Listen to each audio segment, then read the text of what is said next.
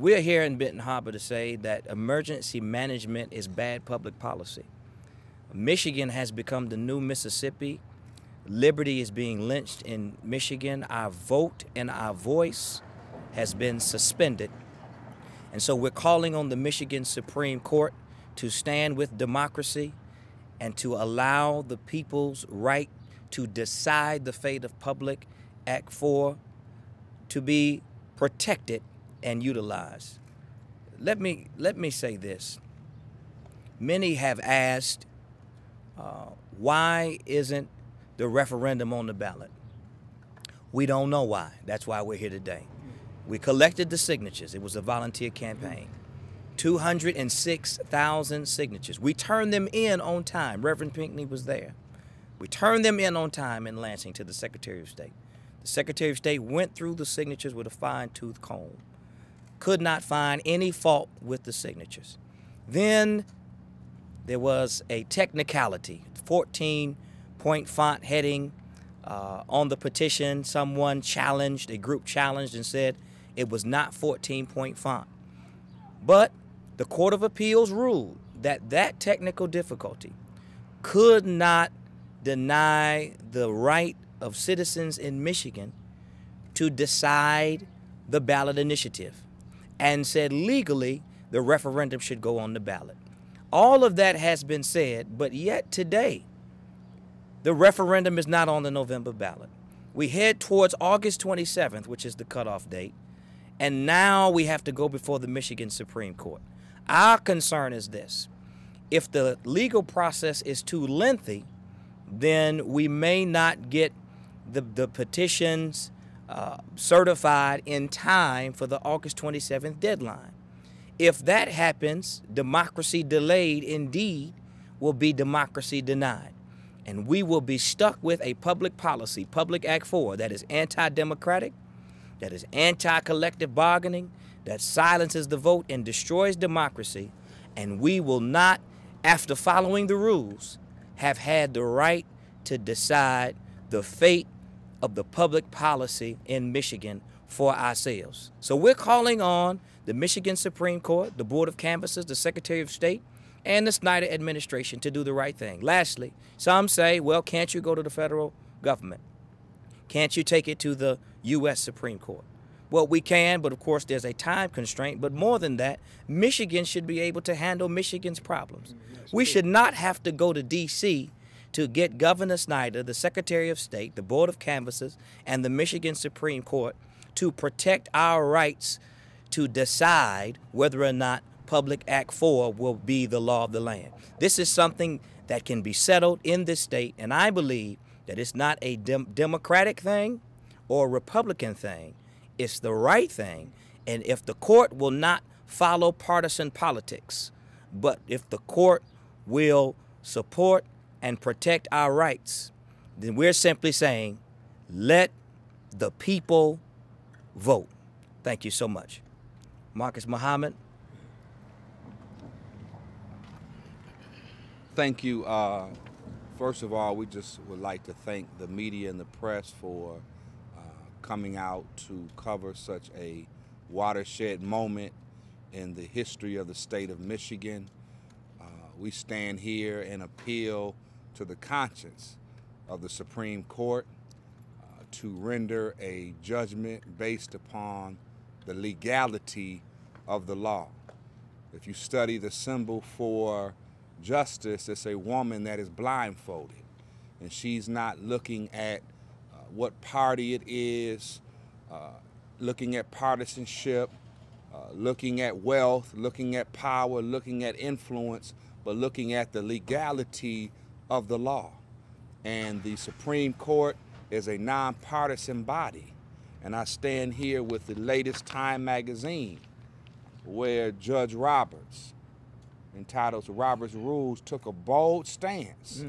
Unfortunately, he fled the country after taking that stance, but in a 5-4 decision, justice was rendered.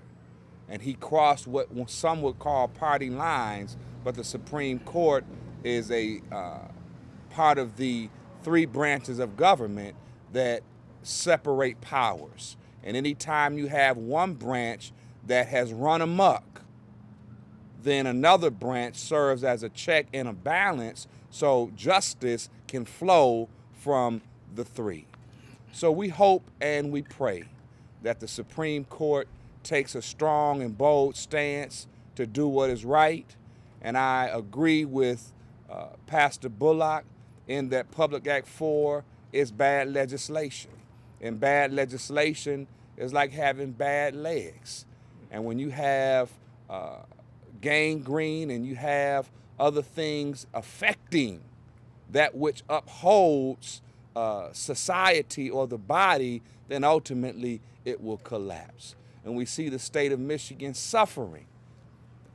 How can God bless America? How can God bless the state of Michigan if we're not living up to the very creed that we were established on, which is democracy? So we're suffering here in Southwest Michigan with a crop crisis. I just read where there's a huge issue as it relates to the corn issue in Michigan. So how can God bless America if democracy is being usurped and suffocated right here in America? So we appeal to the conscience of the Supreme Court that they put down partisanship and do what is right for the people of the state of Michigan. Reverend Pinckney. The United States stands for democracy. For years in this country, we have fought for democracy. Here in the city of Benton Harbor, in Flint, Detroit, Highland Park, and across this whole state, this wonderful state, democracy right now is being challenged. We, the people, will take a stand. I have never heard people talk about democracy so much as we do today. We're here in the city of Benton Harbor, Michigan, where we do have our very own dictator. It's time that we challenge this, and that's what we're doing right now. We're letting people know that the EM do not work, and that's why Public Act 4 has to go. Whether we like it or not, this is tremendous. It's not just here in Michigan, it's going to go all across this country, unless the Supreme Court rule in our favor. The over 200,000 signatures, good signatures, that they used, the appeal court said they was good, and they should be on the ballot. We are looking forward to being there Wednesday, and we're going to have a bus leaving from City Hall right here in Benton Harbor at 6:30 in the morning to go to Lansing and be at the Supreme Court to listen to what they have to say. Democracy right now is being challenged on a level that I've never seen it before. It's being challenged all over this state, but we have to take a stand, we the people. Until we say enough is enough, it's going to continue this way. But right now, I'm saying enough is enough. And I want everybody who can come to get on this bus Wednesday morning at 6:30 a.m. You don't have to bring a dime with you. Just come. And we're heading for Lansing to tell them that Public Act 4, that should be on the ballot in November. And we're going to fight for it. Excuse me. Commissioner. I guess I just want all the viewers to know that being under law of a emergency manager is kind of like a bad toothache here in Benton Harbor, and like a wildfire that's roaming across the country. And there's one coming near a city close to you. We actually have so much going on here that there's no transparency to the people that elect those that they want and expect to make decisions for them. We have no transparency, no accountability for anything. And as a child coming up, I looked forward to a time where I could actually turn 18 and vote. And now all of that is under fire. I mean, I truly believe in the United States Constitution, as well as the Supreme Court rulings of any sort. But, you know, For far too long, we spend money that has in God we trust. I want somebody to let us know which God is it that those that are in authority are talking about. I just want and pray and hope that the Supreme Court will do the right thing and not strip us of our rights to vote under the democracy that this country has been founded on. Thank you. I would have to ditto everything that has been said here this afternoon. You know what the U.S. Constitution says, that we the people, in order to form a more perfect government, it's not the elected officials. They only govern with the consent of the governed. Mm-hmm. And what we are facing now, not only in Michigan, but across the United States, as we're reverting back to the antebellum days when they had poll taxes, literacy exams, and they stripped away our right to vote. And we couldn't vote because we couldn't read, we didn't have money, we couldn't own property. But we're going back to the same old thing over and over and over again. Let me tell you, it's not about a city running in deficit. It's about the fact that the GOP would do anything in their power to keep Obama from becoming president.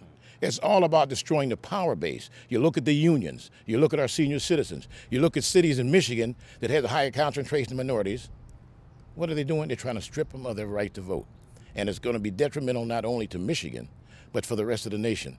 You know, I think that we know that the law is unconstitutional, illegitimate, and unnecessary.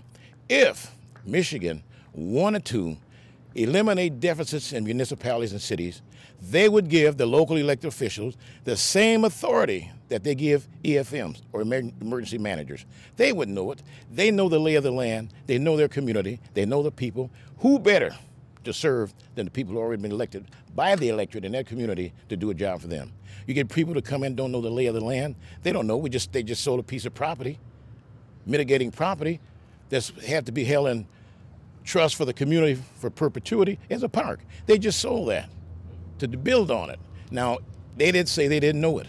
Well, if that was the case, if you had someone in City Hall or someone elected official in our community elected in that position, they would know. That's right. And it wouldn't have been done. But here again, we have people that run amok. They don't care. We're sending dictatorship in this community.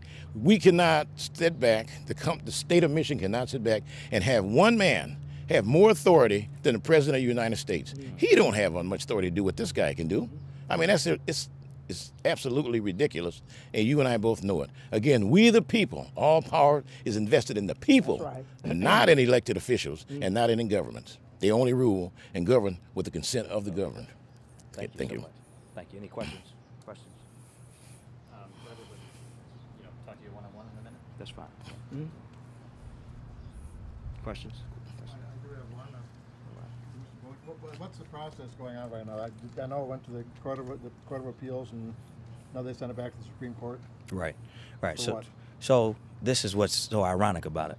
The Court of Appeals ruled on whether or not the font size technicality was legal grounds to keep the referendum off the ballot. Of course, the Court of Appeals ruled that it was not, right? That no technical difficulty could legally override the right of citizens to vote on a ballot initiative.